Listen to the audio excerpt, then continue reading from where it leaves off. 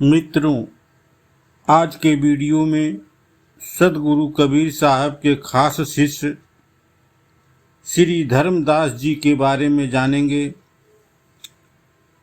जहाँ सदगुरु कबीर की चर्चा हो, वहाँ उनके खास शिष्य श्री धर्मदास जी की चर्चा न हो तो यह एक शिष्य के साथ बेईमानी होगी। आइए जानते हैं श्री धर्मदास जी के बारे में कुछ रोचक जानकारी। मित्रों, अगर आप मेरे चैनल ढाई अक्षर पर नए हैं तो कृपया चैनल को सब्सक्राइब कर लीजिए। चलिए शुरू करते हैं आज का यह वीडियो।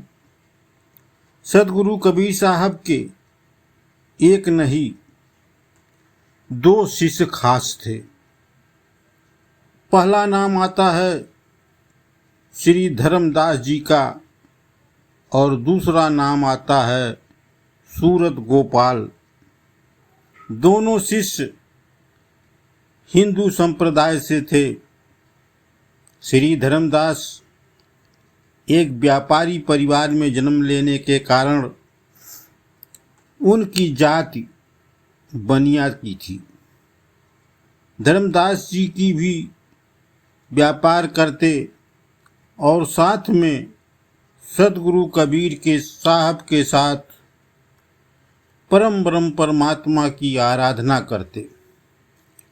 सदगुरु कबीर साहब के दो शिष्य काफी प्रिय थे। श्री धर्मदास जी के बारे में कहा जाता है, वह पहले मूर्ति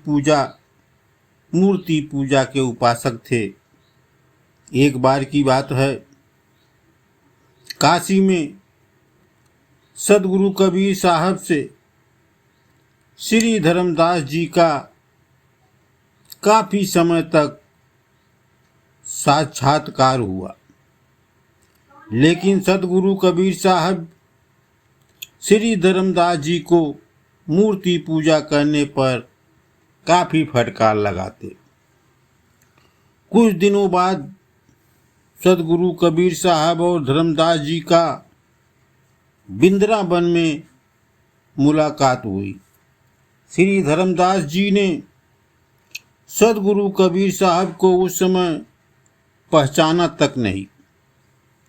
सदगुरु कबीर साहब ने कहा कि धर्मदास, तुम्हारे उपदेश उसी प्रकार हैं जैसा एक साधु ने हमें काशी में बतलाया था।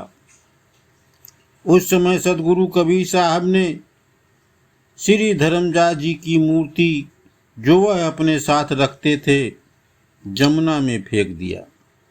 कुछ दिन बाद तीसरी बार सदगुरु कबीर साहब का खुद उनके घर बांधागढ़ पहुंच गए।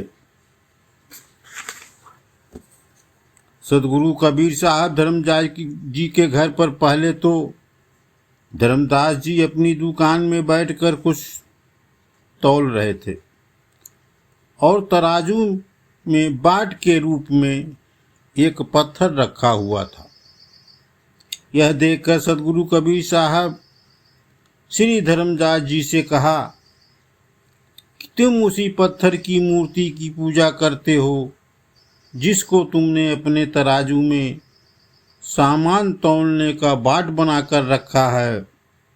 सदगुरु कबीर साहब की यह बात सुनकर धर्मदास जी की मन में बैठ गई और धर्मदास जी सदगुरु कबीर साहब के कट्टर शिष्य हो गए। सदगुरु कबीर साहब के बाद धर्मदास जी ने छत्तीसगढ़ में कबीर पंथ की स्थापना की और अलग अलग शाखा चलाईं और सूरत गोपाल काशी शाखा की गद्दी के अधिकारी बन गए। आगे चलकर दोनों शाखाओं में काफी मतभेद हो गया। आइए जानते हैं कि कबीर पंथ में कौन से वो मतभेद होने लगे। सदगुरु कबीर साहब कर्मकांड को एक पाखंड मानते थे और वह उसके कट्टर विरोधी थे, मगर आगे चलकर कबीर पंथ में भी कर्मकांड को लेकर महत्व दिया जाने लगा। कबीर पंथ में भी कंठी माला जनेऊ का पहनना चलन में आ गया। कबीर पंथियों को भी कर्मकांड की क्रियाओं का अनुसरण करना पड़ता। ऐसा जरूर है कि कबीर पंथ में जात पात का कोई भेद नहीं है। इस पंथ में हिंदू मुसलमान दोनों धर्म के लोग सम्मिलित हो सकते हैं, लेकिन अफसोस है कि कबीर पंथ में जाने से बाद भी हिंदू और मुसलमान का भेद नहीं मिट पाया। मित्रों, यह वीडियो कैसा लगा? अगर वीडियो अच्छा लगा हो तो मेरे चैनल ढाई अक्षर को सब्सक्राइब कर लीजिए, लाइक करिए, शेयर करिए। मिलते हैं एक ऐसी ही नई वीडियो के साथ। वीडियो देखने के लिए